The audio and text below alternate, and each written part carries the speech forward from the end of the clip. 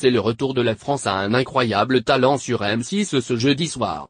Pour cette deuxième demi-finale, Éric Antoine, Hélène Ségara et Kamel Ouali auront la lourde tâche de départager les candidats déjà présélectionnés.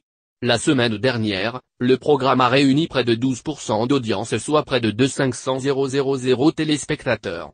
Un score mitigé dû à l'affaire Gilbert Rozon. Alors que M6 a décidé de ne pas diffuser les auditions en présence du producteur canadien, le scandale continue de poursuivre le programme familial. Mais qu'en est-il à l'heure actuelle? Où en est l'affaire Gilbert Rozon? Non-stop et hop vous fait le point sur la situation. En pleine affaire Harvey Weinstein, le producteur canadien fait face aux accusations de 9 femmes prétendant avoir été agressées ou violées par membres du jury de la France à un incroyable talent. Depuis, c'est la descente en enfer pour Gilbert Rozon. Les témoignages des présumées victimes affluent, et ils sont glaçants. En chemin, il m'a dit qu'il n'habitait pas loin, qu'il voulait aller changer sa chemise parce qu'il l'avait portée toute la journée. Je n'ai eu aucune crainte, je suis rentré chez lui.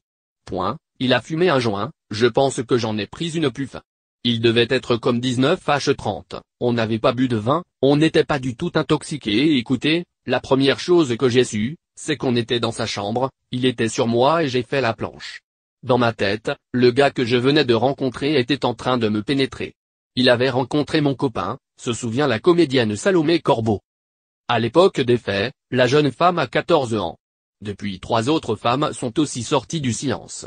Aujourd'hui, ce sont donc 11 victimes présumées qui ont porté plainte contre l'animateur. Une enquête a été ouverte par la justice et suit son cours actuellement.